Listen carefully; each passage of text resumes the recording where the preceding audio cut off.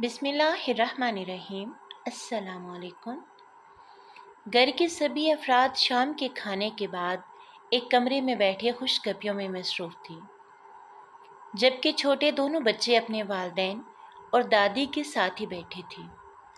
अचानक कमरे में 4 साला अहमद की हंसी की आवाज़ गूंजती है।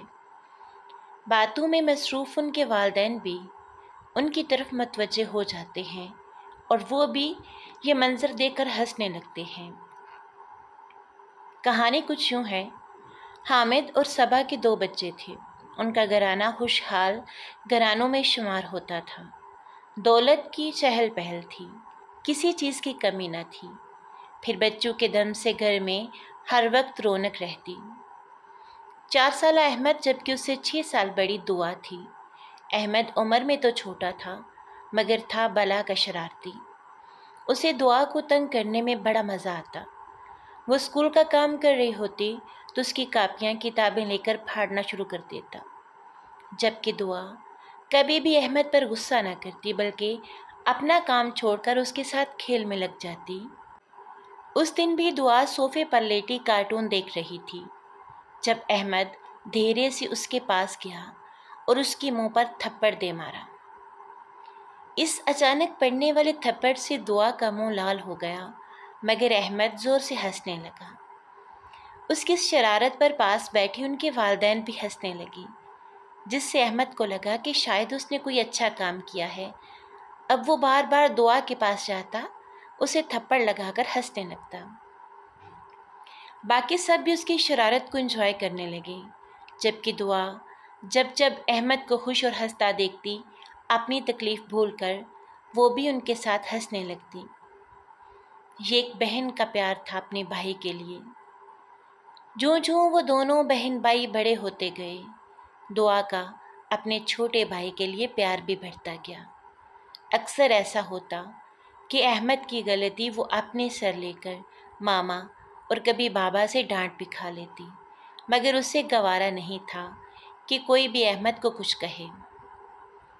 वक्त ने अंगड़ाई ली और दुआ शादी करके पियादे सुधार गई। अहमद अभी पढ़ रहा था, मगर उसे दुआ की कमी बड़ी शिद्दत से महसूस होती।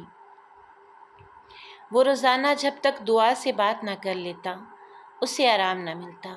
दुआ भी तो 7 समंदर पार चली गई थी। उसे भी अपने घर वाले बहुत याद आते, मगर क्या है ना कि बेटियों को तो शुरू से ही ये सबक पढ़ा दिया जाता है कि उनका असल घर उनके शोहर का घर होगा, ना कि वालिदैन का। मगर शादी के बाद मैके से मिलने वाली मोहब्बत ही उन्हें काफ़ी होती है, और भाई तो शादीशुदा बहनों का मान होते हैं। और दुआ का मान कैसे टूटा, ये जानने के लिए पूरी कहानी ज़रूर पढ़िएगा। दुआ को लंदन में रहते 4 साल हो गए। उसके 2 बेटे थे जो मामों की जान थे। वो इन 4 सालों में 4 बार पाकिस्तान गई थी। अब की बार आई तो मामा के साथ मिलकर अहमद की दुल्हन ले आई। बहुत धूमधाम से भाई की शादी की। दुआ ने अपने सारे अरमान पूरे किए। कुछ वक्त और आगे सिरका। दुआ के मियाँ का कारोबार में नुकसान हुआ तो हालात कुछ कशीदा हो गई, जिसकी वजह से दुआ को चंद महीनों के लिए पाकिस्तान आना पड़ा, और तय ये हुआ कि वो जब तक हालात ठीक नहीं हो जाते अपने बच्चों को लेकर अपने मायके में रहेगी।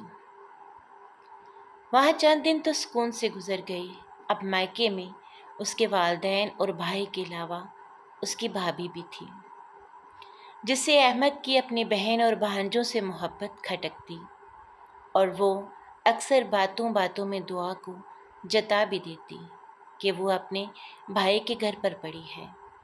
हालांकि दुआ के शोहर ने कभी दुआ और बच्चों को किसी चीज़ की कमी ना होने दी। माहाना वो उनका हर्ष बेचता। कई बार दुआ के वालिदैन ने उसे बहुत मना किया कि वो ऐसा ना करे, मगर वो हर्ष मुसलसल बेचता रहा। वो क्या है ना, भाभियाँ हों और वो महसूस ना करवाएं, ये कैसे हो सकता है। फिर एक दिन ऐसा भी आया जिसने माजी के खुशगवार याद को अजियतनाक लम्हे में बदला। احمد کی 6 ماہ کی بیٹی جھولے میں لیٹی تھی۔ دعا کا بیٹا جھولے کے پاس بیٹھا اس سے کھیل رہا تھا۔ وہ پیار سے اس کے گال سہلاتا۔ نہ جانے کیا ہوا کہ اس کے گال پر اس کا ہاتھ تھوڑی زور سے لگا تو بچی رونا شروع ہو گئی۔ بھابھی نے آؤ دیکھا نہ تاؤ اور زور سے ایک تھپڑ اس معصوم بچے کو دے مارا۔ وہ بھی رونے لگا۔ تب تک سب گھر والے بھی آ گئے۔ بھابھی نے بات کو بڑھا چڑھا کر بتایا۔ احمد سن کر غصے سے دعا کے بچے کو ڈانٹنے لگا، بلکہ اس نے تو ایک عدد تھپڑ بھی جھڑ دیا اسے۔ وہ بچہ بیچارہ سہم گیا اور دعا، وہ تو بس ساکت کھڑی تھی۔ اس کے ذہن میں چند سال پہلے کا منظر گھوم گیا۔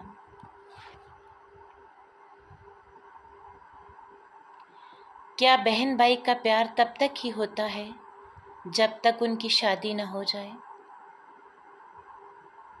وہ خاموشی سے کسی سے کچھ کہے بغیر روتے ہوئے بچے کو اٹھائے اپنے کمرے میں چلی گئی۔ اگلے 2 دن میں وہ لندن واپس جانے کے لیے تیار تھی۔ اس نے اپنے شوہر سے کیا بات کی، کس طرح انہیں بات سمجھائی کہ وہ واپس آنا چاہتے ہیں، کسی کو کچھ نہیں پتا تھا۔ ماما بابا نے بھی روکنے کی کوشش کی، مگر جو منظر وہ اپنی آنکھوں سے دیکھ چکے تھے اب وہ روزمرہ کا حصہ بننے والا تھا، سو انہوں نے دعا کو جانے دیا۔ احمد نے ایک بار بھی دعا سے معذرت نہیں کی اور نہ ہی اسے جانے سے روکا، کیونکہ اب رشتوں کی نوعیت بدل چکی تھی۔ اب وہ صرف دعا کا بھائی نہیں تھا، بلکہ کسی کا شوہر اور کسی کا باپ تھا۔ بہن کی محبت تو بہت پیچھے رہ گئی تھی،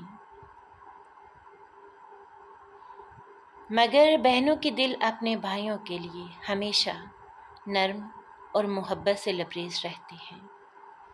کیا خیال ہے؟ کیسی لگی آپ کو کہانی ضرور بتائیے گا، اور پلیز چینل کو بھی سبسکرائب کر دیا کریں۔ ملتے ہیں پھر کسی اچھی سی کہانی کے ساتھ۔